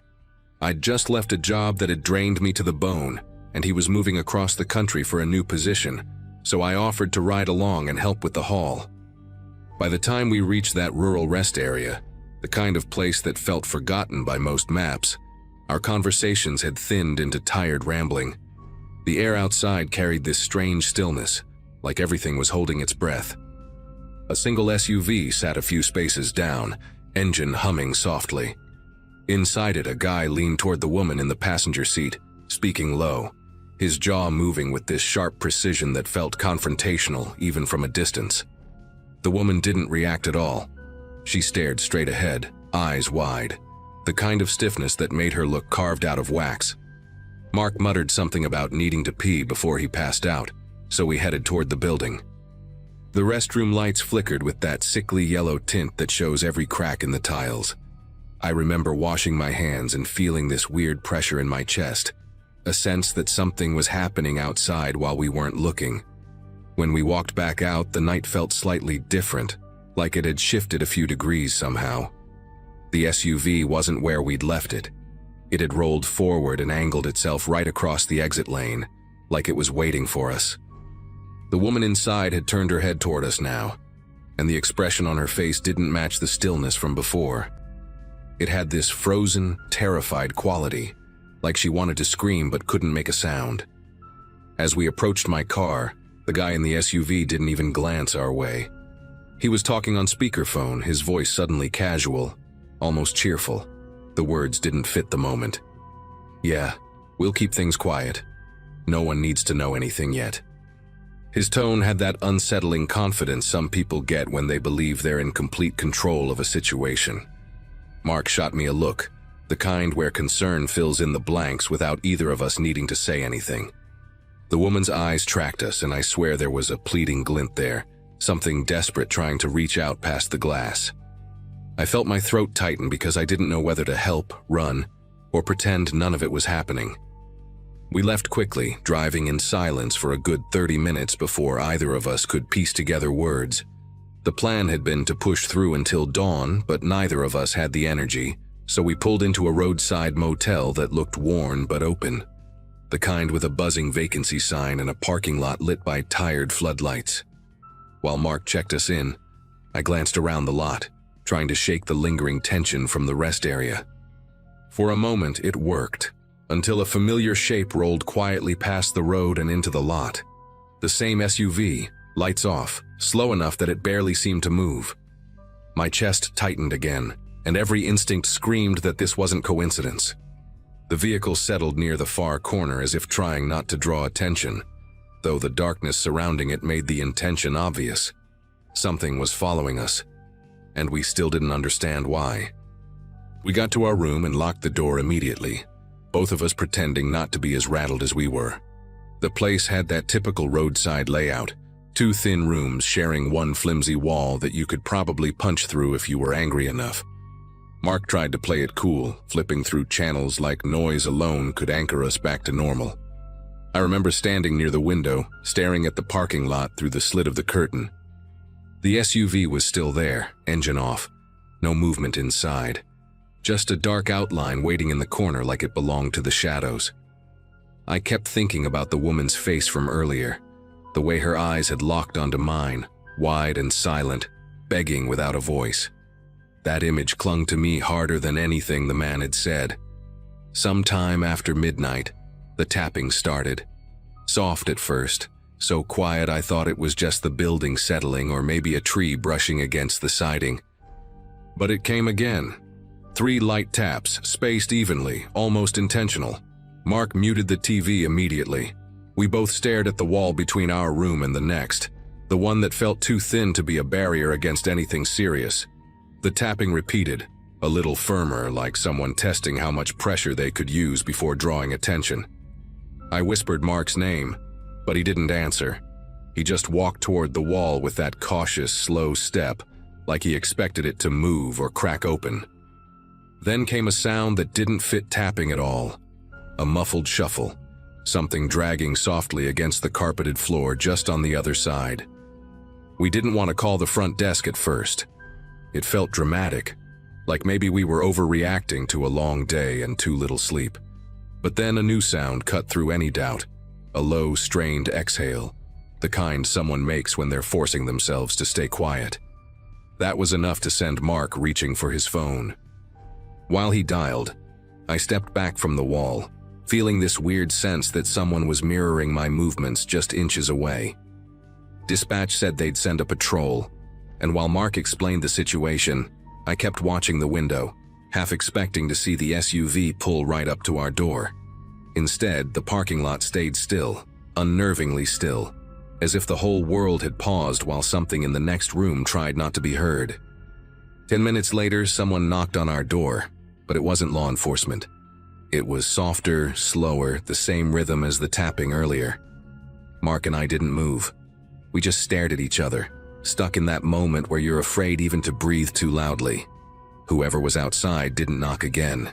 Instead, footsteps moved past our door and down the walkway, stopping somewhere near the far end of the building.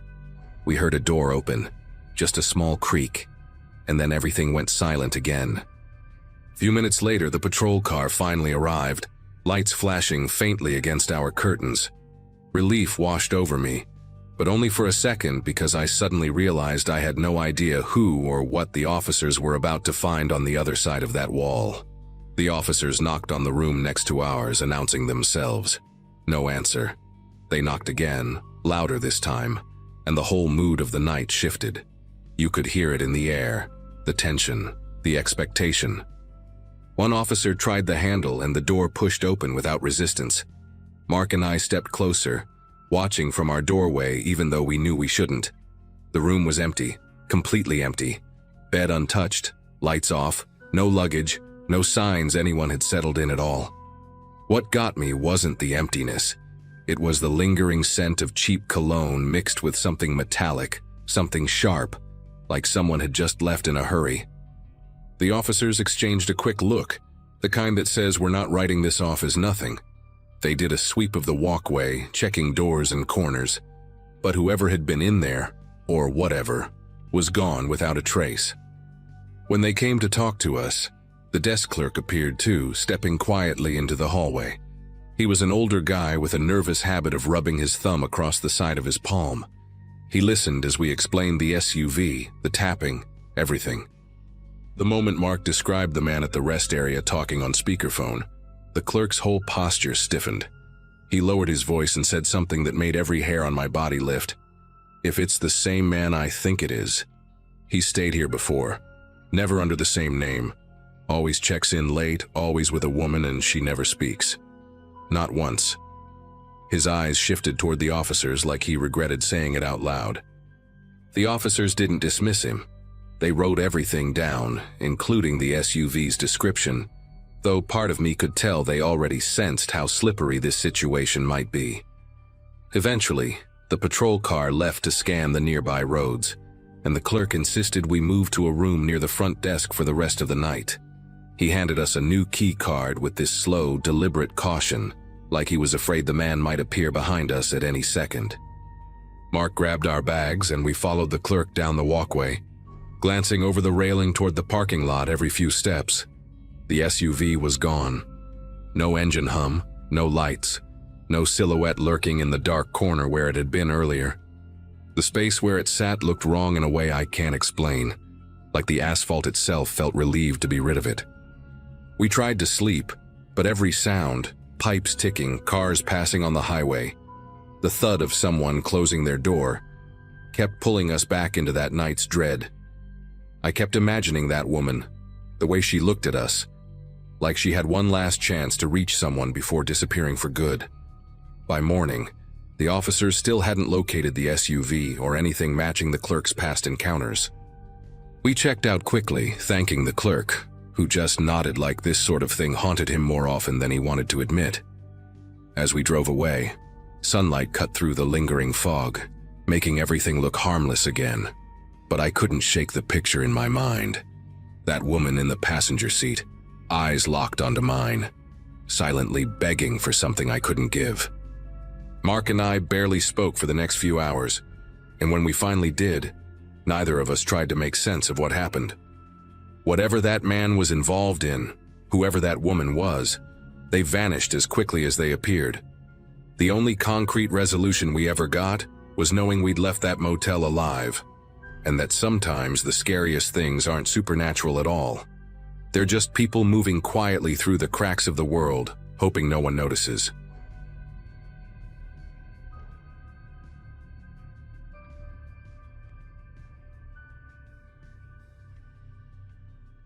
Hard to explain my life at the time without sounding scattered, but I'd been doing contract work all over the region in early 2024, driving from one small town to another because it paid better than sticking to one city.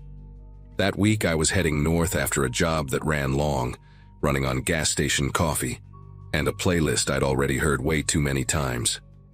Mid-afternoon, somewhere between towns I'd never heard of, my front right tire started giving this uneven wobble, like the whole wheel was shifting its weight every few seconds. I pulled over, checked it, didn't see anything obvious, but the sound unnerved me enough that I didn't want to risk another 50 miles on it. A weather-faded sign pointed toward a town I swear wasn't on my GPS the day before, so I turned in hoping to find a mechanic. The place barely counted as a town, 3 blocks, maybe 4, with more empty windows than open businesses. The only sign of life was a convenience store with a crooked "open" sign buzzing in its window. Behind it sat a garage that looked like someone had tried to renovate it 30 years ago and then just stopped. A single metal bay door was half open, and inside stood a tall guy in a stained gray coverall, sleeves tied around his waist. His name patch had peeled away, leaving only the outline. He had coarse salt and pepper hair tied back with a red elastic band, and the kind of stare that never seemed to blink at the right time. When I explained the tire issue, he nodded slowly and said he needed to bring the car into the closed bay for safety, then gave this odd cough laugh as if he'd said something funny only he understood. I tried insisting that I could just wait outside, but he shook his head and pointed me toward a door beside the garage marked "Customers." The latch was removed, just a smooth metal plate where one should have been. He opened it with a key from his pocket and told me it would only take a little while. The room inside felt wrong the moment I stepped in. Not dangerous, just trapped. The windows were boarded from the inside with mismatched planks, some nailed in diagonals like someone was trying to keep things out, or in. The only furniture was a sagging couch and a vending machine stocked with snacks that expired months ago. When he shut the door, I heard the click of a lock even though there was no latch on my side. That was the first moment a faint tremor of worry started crawling up my spine. Minutes dragged into an hour, then 2 with no sound of tools, no voices, no movement from the garage. I tried knocking on the door, then pressing my ear against it, but all I could hear was a low hum from the vending machine and the whistle of wind sneaking through the boards. By the 3rd hour, I couldn't sit still anymore.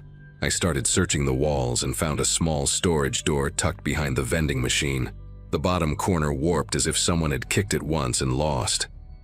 Bracing all my weight, I pushed until the wood groaned and snapped inward. The gap led to a narrow storage corridor, dimly lit by a single bulb dangling from a frayed cord.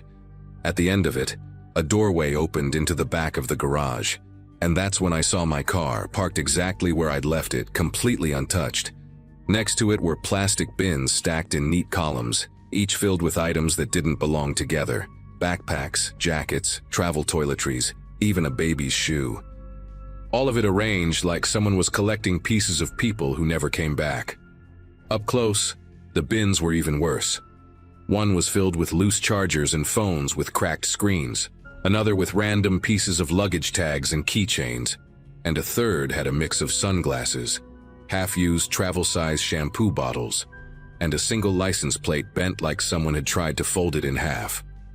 There were no labels, no attempt to sort by owner, just piles of life fragments stripped of context.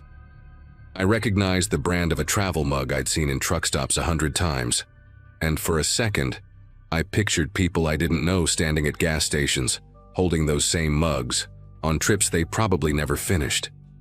The air smelled like old oil and something faintly metallic, like blood that had been cleaned up weeks ago but never fully left. My own car sitting there untouched made everything worse. Whatever this guy was doing, it didn't involve repairs. I backed away slowly, trying to keep my footsteps quiet on the concrete.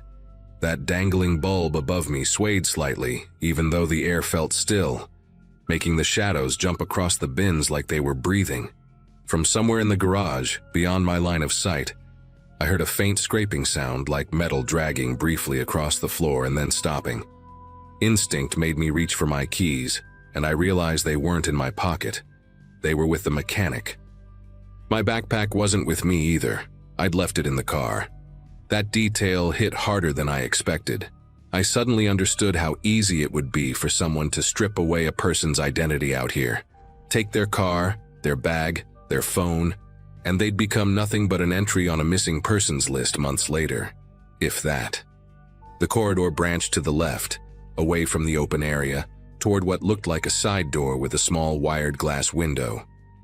I moved toward it, counting each step just to give my brain something to hold on to. The window had been painted over from the inside, but at the edges the paint had chipped enough for thin streaks of daylight to leak through. I pressed my ear against the metal door and heard distant traffic, the faint roar of cars passing at highway speed. That sound snapped a decision into place. If I could get out that door, I didn't care about the car anymore. I could get help, or at least distance. The knob resisted at first, but when I leaned my shoulder into it, the old metal frame shuddered, and the latch gave just enough that I could slip through into the harsh, late afternoon light. Behind the building, weeds grew up through cracked asphalt, and the back lot stretched out to a scrubby patch of grass that ended near the highway embankment. No other cars were parked back there. No tow trucks. No sign of anyone else. The main road through the town wrapped around the front, but from where I stood, the street felt miles away. My pulse hammered in my ears as I cut through the weeds, ducking low in case the mechanic stepped outside. I didn't run at first. I walked as quickly as I could without drawing attention, trying not to trip over a half-buried muffler or the skeleton of an old tire. When I reached the edge of the embankment and saw the highway below, the sound of rushing cars felt like proof that the world still existed outside this decaying pocket of nowhere. That's when I finally broke into a run, sliding down the dirt slope and stumbling onto the shoulder, sticking my arm out in a desperate attempt to flag someone down. A delivery van was the first vehicle to slow down enough to notice me. The driver, a middle-aged guy with a mesh cap and a sunburned neck, rolled down his window and stared like he was trying to figure out if I was drunk or hurt. I must have looked wild, dust on my clothes, sweat streaking down my face, breathing like I'd sprinted a mile. I told him I needed to get to the next real town, anywhere with a police station. He didn't ask many questions, just jerked his chin toward the passenger seat and said he was heading east. As we pulled away, I glanced back up the embankment, half expecting to see the mechanic standing there watching. Nothing moved. The place looked empty again, like a set someone forgot to tear down after filming. At the police station, the officer on duty listened carefully, but kept giving me this cautious look, like he was trying to sort out whether I was exaggerating or if something genuinely criminal had happened. When I mentioned the bins of other people's belongings, he leaned forward slightly. That was the first sign that he took any of this seriously. He asked for the exact location, but when I tried pulling it up on my phone, the GPS marker bounced around and wouldn't lock onto anything. The officer eventually radioed for someone to check the area while he took my statement, though he warned me that abandoned towns sometimes got used for storage or salvage work. He said it in a way that suggested he didn't fully believe that explanation himself. By nightfall, another officer stepped into the room and quietly told the one interviewing me that the garage was locked up, lights off, and looked recently vacated. No sign of the mechanic, no boarded windows, no bins, nothing resembling what I'd described. They did, however, find fresh tire tracks in the dirt behind the building, leading toward the main road. I asked if they'd found my car, and both officers exchanged a glance that told me something wasn't right. One of them cleared his throat and said a vehicle matching my description had been located, 2 counties away, in an impound lot. No damage reported, no ticket, no note, no explanation for how it got there or who dropped it off. The impound attendant claimed it had been left in the middle of the night without paperwork. When they finally released me the next morning to pick up the car, I went straight to the lot. Seeing it parked neatly between 2 other vehicles made my skin prickle in a way I still can't articulate. Nothing was missing inside. Not even the backpack I'd stupidly left behind. The keys were on the front seat, placed perfectly parallel like someone wanted them to be noticed. I asked the attendant if cameras had picked up anything the night before, but he shook his head. System had been down for days due to a power issue. I drove away feeling like I'd slipped out of a situation that was meant to go very differently, though I still don't know what the mechanic wanted or why he collected those items. All I know is that I take any wobble in my tires seriously now, and I never stop in towns that don't appear on the map.